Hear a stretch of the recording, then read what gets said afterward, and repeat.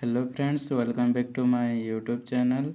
तो आज हम फ्यूचर टाइम और टेंस शुरू करने वाले हैं।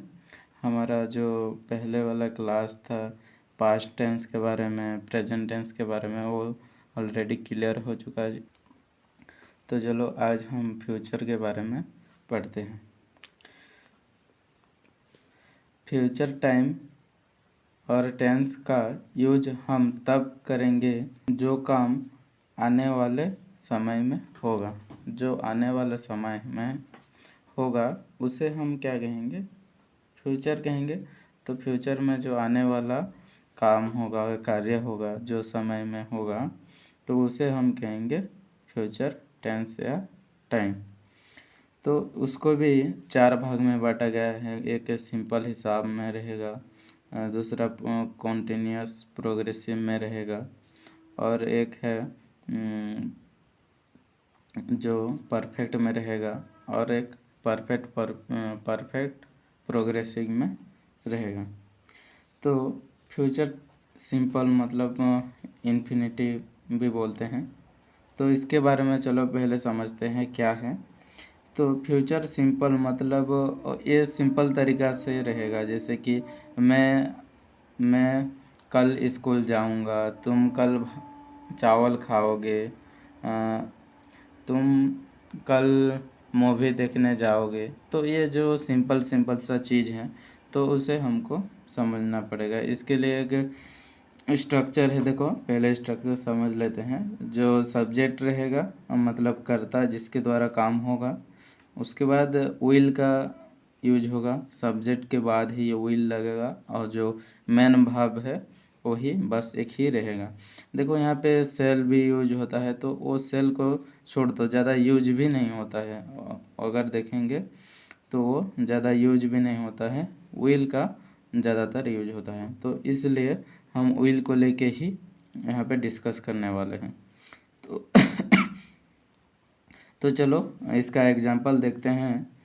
पहला है मैं स्कूल जाऊंगा। मैं स्कूल जाऊंगा, इसके लिए क्या आ गया? देखो मैं के लिए सब्जेक्ट, मैं होता है सब्जेक्ट, मतलब आई आ गया सब्जेक्ट, उसके बाद ही विल लग जाएगा।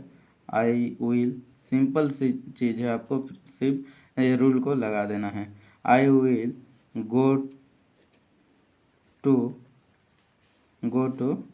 स्कूल। पूरा ही इजी है, पूरा ही आसान है। सिर्फ एक बार आपको रूल को समझना है और याद रखना है। दूसरा में देखो वह चावल खाएगी। ये जो है वह लड़की के लिए लगाया गया है, तो इसलिए चावल खाएगी। तो यहाँ पे क्या आ जाएगा? सी आ गया। सी के लिए भी विल लगेगा। हर किसी के लिए विल कंपलसरी है। उसके बाद देखो सी विल आ गया। उसके बाद मेन भाव कौन सा है? यहाँ पे खाने का जो काम हो रहा है, ईट आ गया। उसके बाद क्या खा रही है? चावल, जो ऑब्जेक्ट है, प्लस जो ऑब्जेक्ट है यहाँ पे लगा देना है, राइस आ गया। समझ गए? उसके बाद अगर ऐसे सेंटेंस को हम नेगेटिव में लेते हैं तो क्या होगा, मतलब नास्तिवाचक में। तो उसके लिए भी देखो रूल है, सब्जेक्ट लगेगा ऐसे वैसे ही, उसके बाद विल लगेगा, उसके बाद जो है हमारा नॉट लगेगा, प्लस वर्ब जो रहेगा वो, प्लस उसमें ऑब्जेक्ट जो भी बचा है वो लगेगा। तो यहाँ पे देखो सब्जेक्ट मैं स्कूल नहीं जाऊँगा, तो इसलिए क्या होगा? आई आ जाएगा, उसके बाद विल लगेगा, उसके बाद जो नॉट है वो आ गया, प्लस जो वर्ब है यहाँ क्या, जाने का काम है, गो हो गया। तो ऑब्जेक्ट कौन बचा? स्कूल, जो ऑब्जेक्ट है उसे लिख देना है। समझ गए? वैसे ही और एक देखो एग्जांपल, वह चावल नहीं खाएगी। ये जो एग्जांपल है मैं इसलिए दोनों को एक ही बार में दिया हूँ, सेम सेम, क्योंकि आज समझ पाओगे कहाँ पे क्या लग रहा है। तो यहाँ पे देखो वह चावल नहीं खाएगी, तो आई सी आ गया इसके लिए, प्लस विल आ गया, उसके बाद नॉट लगेगा, उसके बाद ईट आ गया जो वर्ब है, नॉट के बाद जो वर्ब, प्लस जो ऑब्जेक्ट बचा है चावल वो आ गया। समझ गए। उसके बाद अगर इसको इंट्रोगेटिव करेंगे तो क्या होगा, देखो यहाँ पे अगर इस सेंटेंस को हम नेगेटिव में लेते हैं, इसका भी रूल है, जो विल लगेगा उसके बाद जो सब्जेक्ट है वो लगेगा, प्लस जो वर्ब है वो लगेगा। तो यहाँ पे देखो, पहले एग्जांपल देखते हैं। क्या तुम इंग्लिश में बात करोगे? यहाँ पे आपको क्या पूछा जाएगा, प्रश्न पूछा जाएगा, मतलब क्वेश्चन मार्क यहाँ पे आएगा। क्या तुम आगे जाके या तुम इंग्लिश में बात करोगे? तो इसके लिए क्या हो जाएगा, जो विल है वो पहले आ गया। उसके बाद इसमें से कौन सा सब्जेक्ट है, तुम है, तो इसके लिए यू आ गया। समझ गए। विल यू, बात करने का इंग्लिश में क्या बोलते हैं, स्पीक, स्पीक आ गया। Will you speak in English. समझ में आया। उसके बाद सेकेंड एग्जांपल देखो। क्या तुम मेरी मदद करोगे? क्या तुम मेरी मदद करोगे? तो यहाँ पे भी विल आ गया। Will subject you, will you, उसके बाद अब वर्ब जो है वो आ जाएगा। विल यू हेल्प, मतलब मदद करना, help me. Will you help me.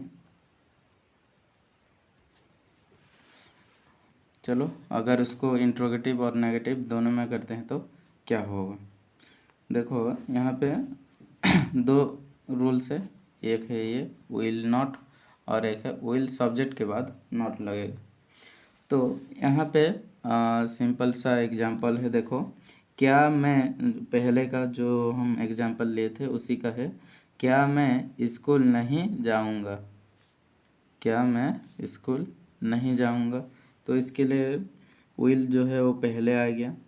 Will not भी आ सकता है और सब्जेक्ट भी लगा सकते। Will I not go to school. समझ गए। ये वाला मैं फॉर्मूला लगा दिया हूँ। विल आ गया, उसके बाद जो सब्जेक्ट हमारा आई, उसके बाद नॉट, उसके बाद जो वर्ब है गो आ गया, और जो बचा ऑब्जेक्ट वो है स्कूल। समझ में आया। वैसे ही और एक एग्जांपल है। क्या वह चावल नहीं खाएगी? इसको ऊपर वाला में देखो कर लेते हैं। तो यहाँ पे क्या होगा, विल नॉट, यहाँ पे विल नॉट आ गया, प्लस जो सब्जेक्ट है वो आ जाएगा, वह के लिए सी आ गया। विल नॉट सी, जो वर्ब है वो गो टू स्कूल। समझ में आया। ये था, मतलब ये पूरा सिंपल सा आसान सा चीज़ है, आपको समझना पड़ेगा। ये सिंपल में ही रहता है, मतलब सिंपल सिंपल चीज़ है, उसमें विल लगा के ही बात करना हमेशा। तो देखो जो भी सब्जेक्ट वगैरह रहेगा तो उसके लिए पहले सब्जेक्ट, उसके बाद विल लगेगा। अगर उसको इंट्रोगेटिव करते हो तो जो विल होगा उसे आप आगे आन सकते हो, उसके बाद सब्जेक्ट लगा सकते हो। तो ऐसे ये जो मैं तो बता तो दे रहा हूँ सब्जेक्ट वगैरह रूल्स वगैरह, अगर इसको आप डेली प्रैक्टिस करोगे तभी आप जान पाओगे, नहीं तो जो भी, मतलब किताब पढ़ने से कुछ नहीं होता, अगर उसको जीवन में लागू करोगे तभी आपका फ़ायदा होगा या कुछ आपका प्रॉफिट होगा। ठीक है। तो आज का सेक्शन, आज का क्लास इतने में ही समाप्त करते हैं। धन्यवाद।